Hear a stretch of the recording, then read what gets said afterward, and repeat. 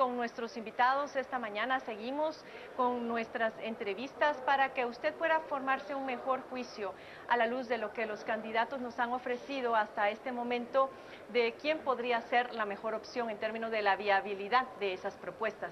En el primer segmento de entrevistas hablamos con una representante de UNICEF y ella nos hacía algunos comentarios sobre necesidades, sobre inversión pública en este tema. Por eso es que ahora doy la bienvenida a Irene Flores. Ella es consultora, investigadora del CIEN, especializada en gasto público, y también a Corinne Dedic, que también es investigadora de CIEN, porque la parte de presupuesto y la parte de cómo invertimos nuestros recursos tiene que ver también con buenos cuadros técnicos que tengan la capacidad y la viabilidad para hacer un buen manejo, una administración de ellos, y eso está muy relacionado con los partidos políticos y la ley electoral y de partidos políticos.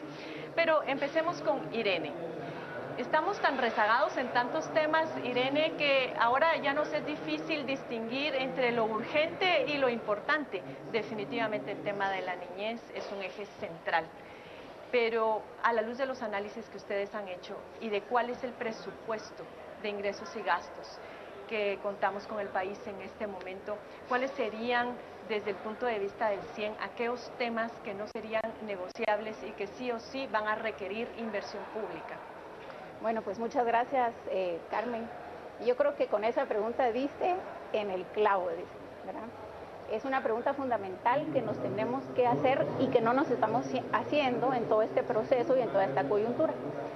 Principalmente porque creemos y pensamos que teniendo claras las prioridades de gasto, que con eso es suficiente para tomar el gobierno, ir a una institución, ¿verdad? El partido que salga electo, pues que tome posesión y que pueda ejecutar e implementar esos planes y esas prioridades. Pero como cualquier otra organización, el gobierno también tiene otra cara. No solo tienes que tener la planificación, sino que tienes que tener la capacidad de ejecución, y eso se ve reflejado en el presupuesto. Y desde el punto de vista del presupuesto, realmente ya está todo comprometido. El 99% de los ingresos tributarios están comprometidos para gastos rígidos, gastos que se conoce como gastos inflexibles hacia la baja, que por su naturaleza ningún gobernante del partido político que sea puede recortar. Y ahí tenemos los aportes constitucionales, los ingresos con destino específico, los sueldos y salarios, los beneficios de los pactos colectivos, el pago de la deuda. Que solo en gastos de funcionamiento, ¿de cuánto estamos hablando? Estamos hablando del 99% de los ingresos tributarios. El 99%, es decir, nos queda un 1% para inversión. Para inversión. Entonces, ¿qué haces para financiar esa inversión y poder atender estas prioridades que estamos hablando? Tienes que recurrir a la deuda, que es lo que está proponiendo ahorita el proyecto de presupuesto para el siguiente año. Nuevamente más deuda para poder terminar de cumplir con los gastos de funcionamiento, porque es el 99% de los ingresos tributarios estimados. Es decir, que si no se llega al nivel de recaudación, vas a tener que pagar algo de gastos de funcionamiento con ingresos distintos a los tributarios, que son los ingresos de la deuda. Entonces, deuda para pagar servicio a la deuda y o inversión social. Y en ese sentido, en ese poco espacio financiero, es donde tú puedes priorizar qué gastos son, digamos, los más importantes de atender en los problemas que tiene la ciudadanía. Mire, yo sé que ambas manejan temas económicos, entonces, para no quedarnos tan rígidas en hablar gasto público y ley electoral, sino hacerlo un poco más flexible y más dinámico, me preocupa en este caso, solamente entonces un 1% disponible para inversión social. ¿Qué de ese 1%? Porque estamos viendo entonces que todas las ofertas que nos pudieron haber hecho los partidos políticos en realidad tienen muy poco margen de poderse concretar en la realidad. Me pregunto, por ejemplo, ha habido siempre un debate académico, pero también es político y económico sobre, por ejemplo, estado de bienestar y estado mínimo. Ahora, ¿creen ustedes que podría pensarse nuevamente en una modalidad de ver cómo el Estado deja de ser el mayor empleador en Guatemala y tratar de reducir de esa manera los gastos de funcionamiento? ¿Estará por allí la respuesta, o la respuesta más bien estará por el lado de la tributación, de eliminar exoneraciones, privilegios, exenciones y además ampliar la base tributaria. Es decir, tenemos distintas opciones en este menú. ¿Por dónde está el camino? Desde el punto de vista del análisis que nosotros hicimos en el CIEN, el camino principal y la ruta que le queda a cualquier gobierno que tome posesión, el 14, es por la vía del gasto. Definitivamente por la vía del lado del ingreso hay mejoras que hacer, pero donde está el principal, los problemas más serios y más profundos es por el lado del gasto. Y por eso es que no tenemos que pensar y creer en todas las ofertas que hacen los partidos políticos, porque cuando uno va a ver financieramente, que es realmente lo que uno puede saber que puede hacer un gobierno, está tan comprometido ya el presupuesto que es difícil de creer.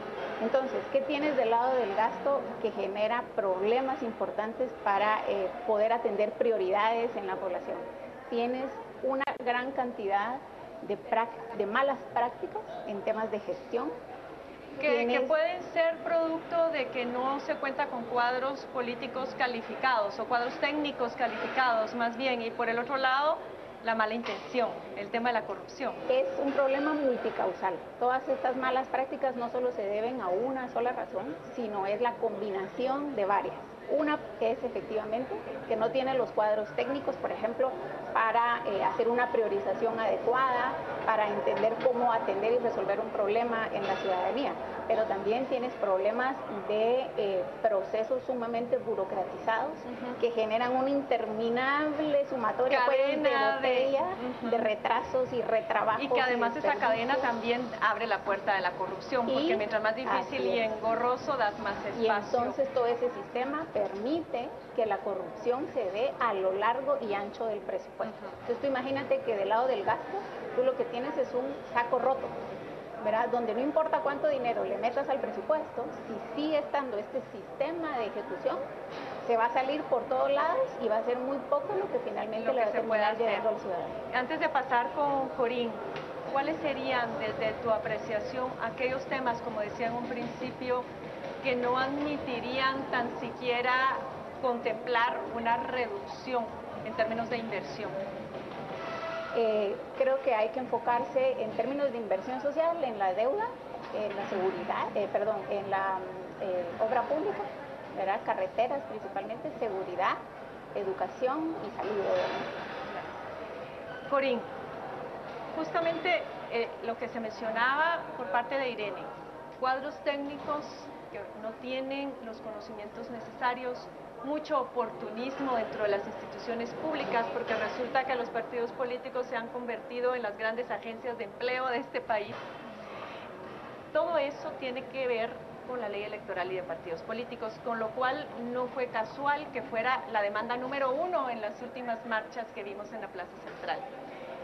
Finalmente la Corte de Constitucionalidad envía de nuevo al Congreso de la República esta propuesta de reformas. Desde el CIEN consideran que se abre una nueva oportunidad para una revisión mucho más reflexiva de este proceso de reformas. ¿Qué podemos esperar en estos 4 meses?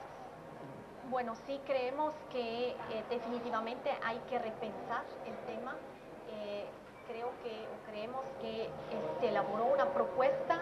Bueno, de hecho ya venían varias propuestas, pero ante la coyuntura tan acelerado que se dio con la presión ciudadana, el mismo Congreso se vio bastante presionado para entregar algo rápido. Y lo que pasa en esa situación es que se hacen las cosas rápido, pero no se discuten ampliamente. A veces hay cuestiones de redacción también que no se revisan bien, pero que posteriormente puedan causar muchos problemas de interpretación. Resultado porque se hace rápido y no se toma el suficientemente tiempo para revisar bien que todo vaya bien redactado. Y bueno, en fin, que cada uno quiere meter sus propios intereses también. Pues como lo mencioné, o sea, había varias propuestas, en fin, se logró en un proceso la unificación de varias propuestas, o digamos de llegar a una única propuesta. que después tenía que mandarse para tener el dictamen de la Corte de Constitucionalidad. Sabemos ¿Ustedes están trabajando ahora incluso ese tema?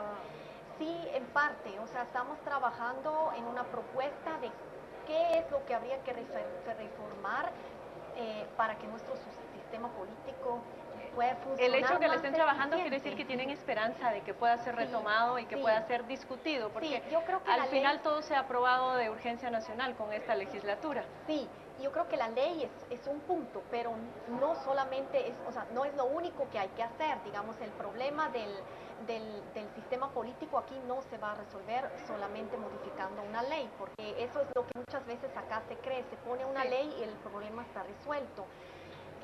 Digamos, hemos visto que definitivamente el Congreso es una de las instituciones clave que no permita que funciona de manera adecuada. Los pesos y contrapesos en nuestra república se ha quedado con mucho poder y también se han dado, digamos, un uso malo a ciertos mecanismos que tiene el Congreso para poder fiscalizar otros entes. De ahí la como por importancia ejemplo, de que más allá de focalizarnos en quién va a ser el próximo presidente, en realidad el tema que tendríamos que estarnos preocupando también mucho en reflexionar es quiénes van a ser los próximos diputados. Sí, totalmente de acuerdo. Mucha gente se concentra únicamente en dar seguimiento quiénes se postulan para el cargo de presidente y se habla muy poco de los diputados. Pero ellos en la práctica, por parte del Congreso, manejan un poder muy grande. También lo hemos visto especialmente en esta legislatura, que han hecho un mal uso también de sus métodos de fiscalización, como por ejemplo la interpelación, que después, digamos, se pasan años y meses interpelando, pero realmente que esas ya son modificaciones a la ley orgánica del Congreso de la República. Sí. Definitivamente un tema, un primer paso que tendría que darse en el Congreso es, antes de pretender resolver esa gran agenda nacional, es resolver los problemas internos para que una vez ellos ya ordenados, organizados y sobre un marco claro de reglas del juego, entonces entrar a esos otros temas. Sí, de hecho consideramos más importante ahora hacer una modificación a la ley orgánica del Congreso para que ya el otro año el nuevo Congreso puede funcionar con una nueva normativa interna y después ya se puede volver a discutir, por ejemplo, las reformas a la ley electoral, pero de qué las necesitamos, las necesitamos. Y también muy importante no dejarlo olvidado, porque digamos el tema electoral y de los partidos políticos no solamente es tema en el año electoral, porque los partidos arman sus bases ya 2-3 años antes, consiguen financiamiento 2-3 años antes, ellos hacen actos de proselitismo, de propaganda, de todo, ya 2-3 años antes. Entonces, digamos, nosotros por parte de la ciudadanía también tenemos que estar pendientes, darle seguimiento a este tema y estar realmente convertirnos en una ciudadanía vigilante para no Eso que has permitir dicho es esos sumamente abusos. importante, porque hubo mucha presión social con la ilusión de que esas reformas pudieran ser aprobadas y aplicadas en este proceso electoral. Eso no sucedió, pero eso no debería de ser motivo para quitar el dedo del renglón pasado el proceso electoral y con la próxima legislatura. Eso me parece a mí central. Y desde el punto de vista de la ley electoral, lo mismo que le planteaba a Irene, ¿cuál es el análisis que CIEN hace de los temas que son irrenunciables y de los cuales habría que mantenerse firme para que sean incorporados y que son regularmente los que desde los partidos políticos son evitados? Bueno, nosotros, por ejemplo, consideramos que hacer vinculante el voto nulo no sería una buena solución por cuestiones de gasto, principalmente, porque volver a repetir una por elección... lo oneroso de un movimiento de esta naturaleza. Exactamente, o sea, una elección nos cuesta aproximadamente 400 millones de quetzales, es mucho dinero. Ya hemos oído por parte de Irene de que los recursos son sumamente escasos, entonces pues creemos que, digamos, hay otras vías como uno puede manifestar su descontento, hay otras vías que uno puede presionar, pero no debiera de ser a través de un voto nulo. Luego, definitivamente, el tema de las paridades y de las cuotas habría que volverlo a discutir. No creemos que sea el camino correcto para que, digamos, lograr una mejor variedad de diputados. Lo que necesitamos es una mejor calidad de diputados, pero ahí va mucho más allá de que si uno, digamos, a qué etnia pertenece uno o qué género es uno. Uno tiene que tener la capacidad y sobre todo la ética y la moral de servir al pueblo y de querer ir a hacer un buen trabajo y no ir a servirse a sí mismo. Hay un tema central que es el tema del financiamiento, por ejemplo, y una discusión que se abrió, financiamiento público o financiamiento privado, ya han habido varias opiniones en el tema del financiamiento público a la luz del presupuesto, pero yo entiendo que uno tiene que tener esa racionalidad económica, pero también tenemos que valorar la parte política y el tema de la legitimidad, de la transparencia. ¿Sería posible, en términos de presupuesto, ya una vez aprobado el presupuesto para la próxima legislatura, contemplar de pronto la incorporación de un mayor y eventual financiamiento público a los partidos políticos, o ya no daría para más?